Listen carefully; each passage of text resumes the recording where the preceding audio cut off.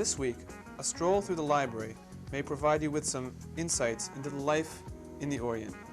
On display through November 30th is a collection of photographs taken by Mike and Patricia Q during their recent trip to Hong Kong, Kowloon, and China. The large black and white photos strikingly portray the life of the people who populate less affluent areas of the Orient. Mike and Patricia, owners of Coronet Studios, have been established in the area for over 25 years. In addition to the regular photographic work, they provide instruction in black and white, color, and special effects photography. The couple have received many honors and awards and are also authors of 2 instructional books on photography.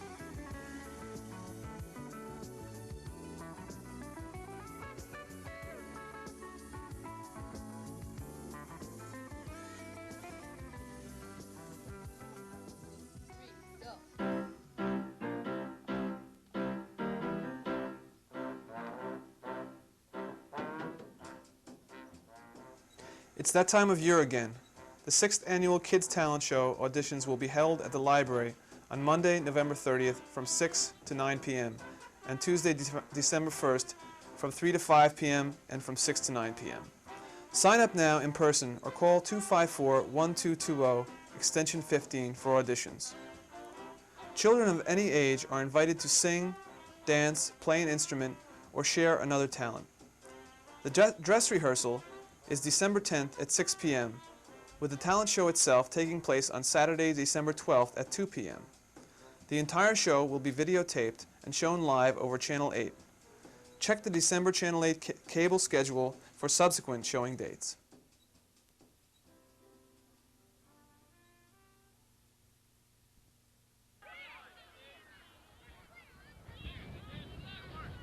On Saturday at Hammersholt Field, the East Brunswick Soccer Club's Green Men defeated Trenton's West End Soccer Association in the quarterfinal competition for the Division V New Jersey State Soccer Cup by a score of 3-2. Coach Marshall Cohen's team of 9-year-olds now go to the semifinals against Ocean Township's team this Saturday, November 14th in Trenton. A total of 64 teams statewide have competed for this year's Division V honors. So far this season, the Green Men have scored victories over Wall Township, Westfield, and South Orange. This week's goals were scored by Scott Eber and Jeffrey Gershoff. Of special note, Coach Skip Bauer's team of 10 and 11-year-old girls will also be representing East Brunswick at Saturday's semifinals.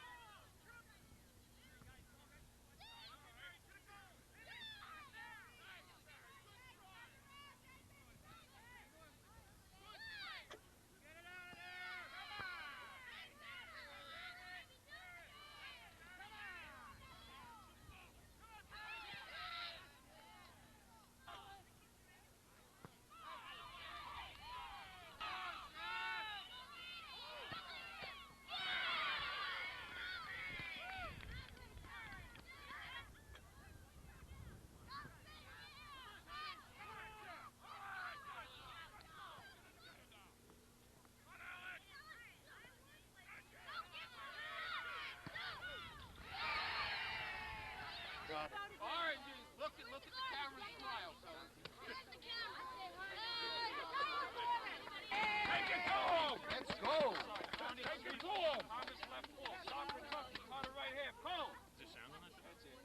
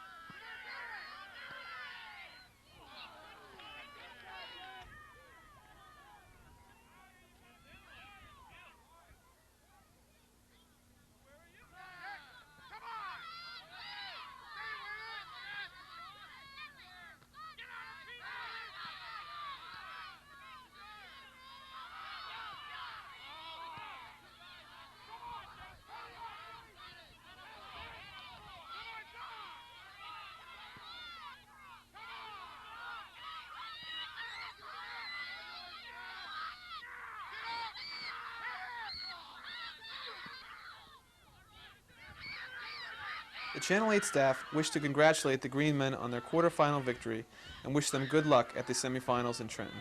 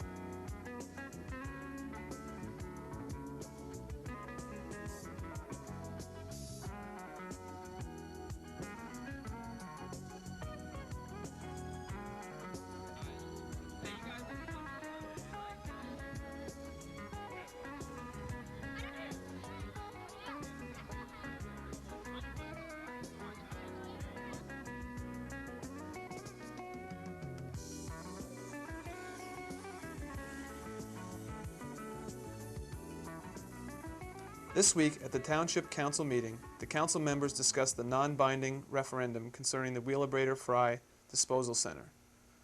Another issue was a bond ordinance concerning improvements to the Ruse Lane water utility plant, as well as a bid for the painting of a 2 million gallon township water tank. Following are excerpts from the discussion of these matters.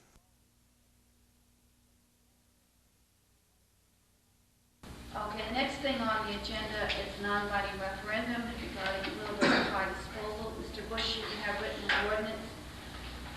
Would you like to explain what the ordinance that you're suggesting says and why you phrased it the way you have? Yes, I will. A non-binding referendum is something that's available in the first instance to the governing body. Normally, it can be used for anything where the intent is to ascertain the sentiment in the township. It comes under the general election statutes, which are Title 19 of New Jersey statutes. And I have phrased the first two paragraphs in the language of the statutes without paraphrasing, but with basic quotes, saying that in the section 2, that the results shall not bind the governing body from which the ordinance emanated, nor be taken or construed as other than the expression of sentiment by the voters, to be followed or disregarded by the governing body in its discretion. If that language sounds unnecessarily harsh, I'm just telling you it's not my language. That is the language of the statute. And the word disregard sounds like the governing body can thumb its nose at the public. That's simply what the statute says, and I just thought it ought to be up front that everyone should realize that that's what a non-binding referendum is. It is something to find out the sentiment of the voters. The next section is the operative question, which reads, after the introductory language, shall the East Brunswick zoning ordinance permit a resource recovery facility to be located on a portion of Lot 302, Block 834, Edgeboro Road, in the township of East Brunswick, New Jersey. It does not read, shall it prohibit it, because there may be some questions as to whether the town has the right specifically to prohibit or not prohibit it. Excuse me, are you looking for the zoning board meeting? Oh, okay. And so rather than run the risk of a question that wouldn't be allowed for technical reasons, and not knowing which way the council is going to go on this, I wanted to frame it basically as a yes-no question on whether it could be permitted. There's a number of things that, the way this reads, it would be at the next general election. Is that correct, Mr. Bush? That's the only time it can be. All right. Is that according to the Faulkner Act? It can't be done prior to that, or? That's according to the general election statute, which is the only statute that creates a non-binding referendum. That's why Section 1 quotes from the statute. Now, on the, being that it would be November 3rd in 1982, if the time frames with Wheelabrator Fry, will that be for that date, or will Wheelabrator Fry hold up until there's a feeling from the community to approve this resource recovery plan? In other words, could they get all the approvals before this date? Well, they can submit their application whenever they want to. And once they submit their application, then it must be heard by the planning board, or in fact, by default, the application would be approved. Well, I think that basically the important question that Wheelabrator Fry was going to communicate with the Township of East Brunswick, which they haven't done. They were supposed to have public meetings to inform the public of this resource recovery plan, and they really haven't. They haven't submitted the applications, and certainly the town is disappointed that they aren't coming forward in public meetings. So therefore, I think by having this on the referendum, that it will give the people of East Brunswick an opportunity to give their feelings to Wheelabrator Fry, whether they want it or not. Has anyone suggested that we postpone this vote? I'd like to ask if that might be considered. It seems to me that it's unnecessary for us to make this decision now, since we cannot, the vote cannot be taken until November of 1982. It seems to me that we could delay a decision to put this on for a referendum until the spring or the summer. It seems to me that that makes a lot of sense. The possibility exists that the whole need for a vote may be unnecessary if the proposal comes before the planning board. If it is reviewed, the whole issue could be over with, and we would not have to go around and around and have people organize campaigns, spend money, raise money, spend money, and do all the things that a referendum of this nature would involve. It seems to me there are an awful lot of important things, community building kinds of things, that ought to happen. And I think would be using up capital, both human and financial. And I'd like to first ask if I can convince anyone to simply hold off, and let's set a date, May 1st, June 1st, July 1st, to bring it up again, to see if it makes sense to consider it at that time. It still gives plenty of chance for people to do whatever they want to do in time for the November election.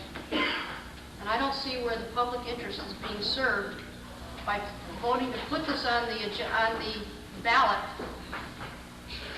51 weeks before an election will be held. I don't see where it makes any sense. So is there anyone who has any thoughts on that before? Comment. Yes, Mr. O'Connor. Mrs. Button's comments are valid. She has some good points, some points that should be considered. But I think it's almost too late to consider those points at this particular time, because I think that we have promised the community. We know that the community has asked for this to be put on a non-binding referendum. It's something that I think as a council have generally agreed that we would consider at this particular time to put it on write up an ordinance to put it on referendum. And I just think that we ought to move forward on it. Any other comments? However, I did maybe we can know exactly what we're all saying. And that is, I don't disagree with Mrs. Blunt's comments at all. I find no fault with it in terms of serving the general public. And I would be in favor of delaying at least the vote on the ordinance, but certainly guaranteeing that the ordinance be brought up well before the time constraints required of the state statute to put the referendum on, should indeed it be necessary. And that the issue really ought to focus on something that is of great importance to the town, which is the pros and cons, the merits, and whatever may be some of the contraindications about resource recovery. And I don't see any particular benefit to the community in having an ongoing discussion for several months over a referendum when what we really ought to be talking about are the merits of resource recovery.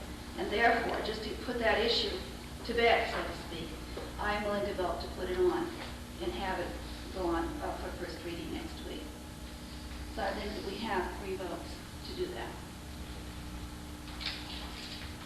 Any other comments?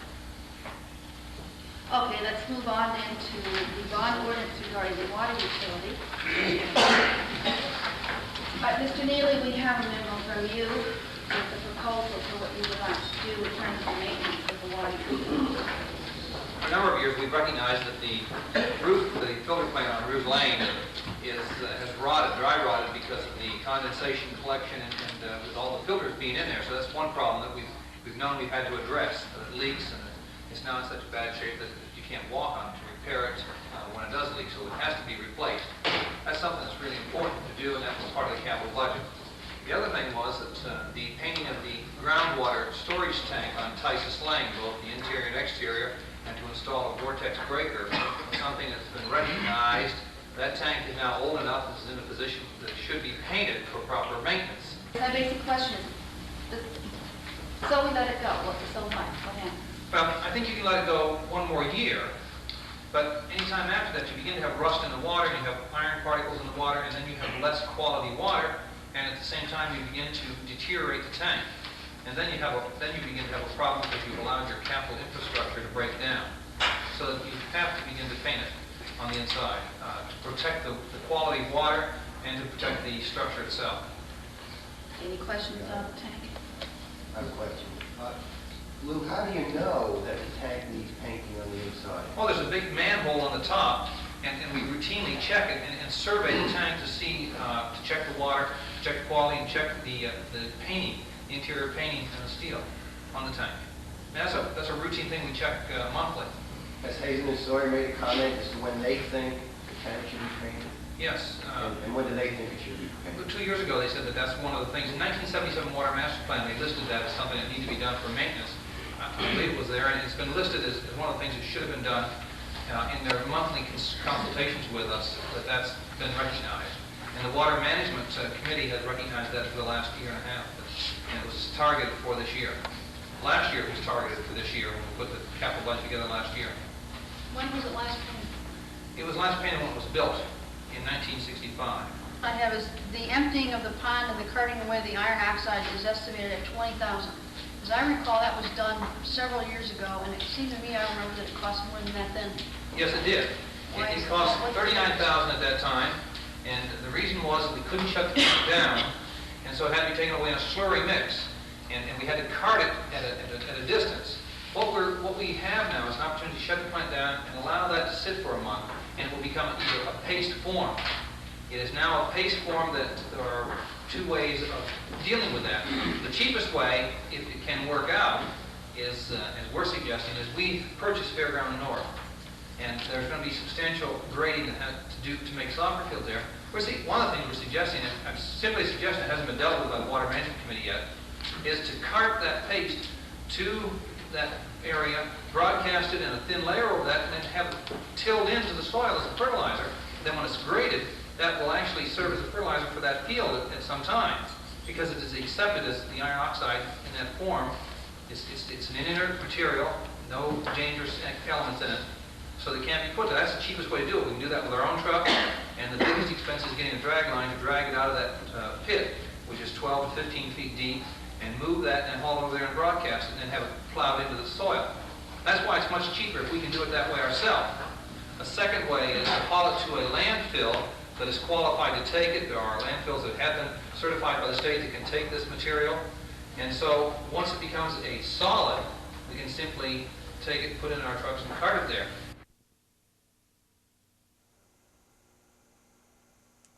Wednesday, the New Jersey Natural Gas Company made a presentation concerning the proposed gas pipeline through East Brunswick. The meeting was attended by township officials as well as concerned citizens. The New Jersey natural gas officials making presentations included President James T. Dolan Jr., who made the opening remarks,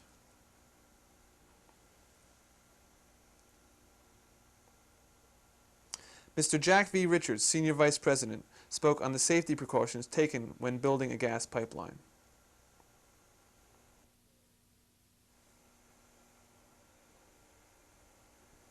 Mr. Michael Fleur, Assistant Manager of Technical Services, gave a presentation on routing criteria and selection.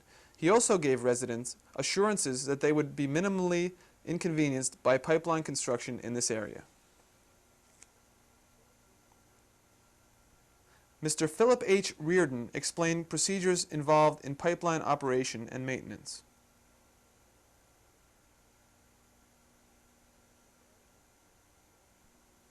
Mr. Gary Edinger, corrosion engineer, gave a presentation on the engineering factors that contribute to good pipeline maintenance and prevention of corrosion.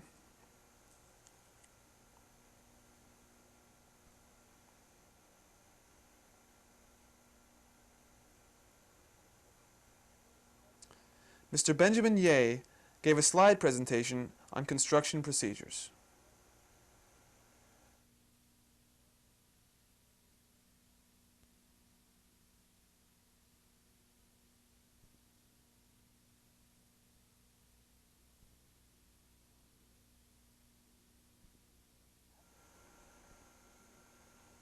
After the presentation, the meeting was open for discussion with the audience. Township Attorney Bert Bush, Mayor William Fox, Councilwoman Nancy Blethen, and local residents all questioned the gas company officials. We appreciate the fact that you apparently have considered relocating the route when it meets Ruse Lane and Cranberry and placing it along the existing pipeline easement to the north of Ruse Lane. One of our main concerns was that your criteria in determining density seemed to locate in relationship to existing buildings, but not in relationship to traffic density or commercial density. The fact remains that the proposed routing passes around Lexington Avenue, an area of very high population in the daytime. It's an area of industrial, professional office buildings, in addition to being in the vicinity of Lexington Village, which is a densely populated residential area. It passes in front, directly in front of the as yet unoccupied senior citizen housing facility that is to be occupied in the very near future. It passes along Ruse Lane immediately behind a junior high school. And all of those things are of considerable concern, as well as the fact that in going from Old Bridge Turnpike to the South River, it passes through a fairly heavily populated area in the Sunburst Hills, Rambling Hills area of East Brunswick. We have a real concern about the pipeline alignment in the area of the intersection of Ruse Lane and Cranberry Road, and think we would prefer a New Brunswick Avenue route. Our major concern being the senior citizen housing now under construction. So that would go a long way toward alleviating my concerns. And I might point out that I am only speaking for myself and no other member of the council. Why is not your existing 25 or 30-foot easement through the township appropriate for all, or at least a part of, your new pipeline? Mike, you said? We would be using that, but we wanted to avoid that existing easement goes down to Ruse Lane. And we wanted to avoid running a pipeline on Ruse Lane because of the traffic problem. So we were going to begin that easement and then turn out towards Summer Hill Road. I can only hope we were here. I don't know if any other residents of Old Stage are here, because I think it was kind of put out of our minds that we were almost assured by some of the gas company people that it would not go down Old Stage. I believe that because of this rest in our minds, that this is why many of the residents of Old Stage are not here tonight. I can only hope that I'm sitting here listening to all this, hoping that we are out of the picture now as far as Old Stage. I can only hope that as far as the council, the gas company, the board, that they would notify us, of course, if we should be back in the picture. But I think as a response to her remarks, Mrs. White, some of the residents that were at previous meetings are not here tonight.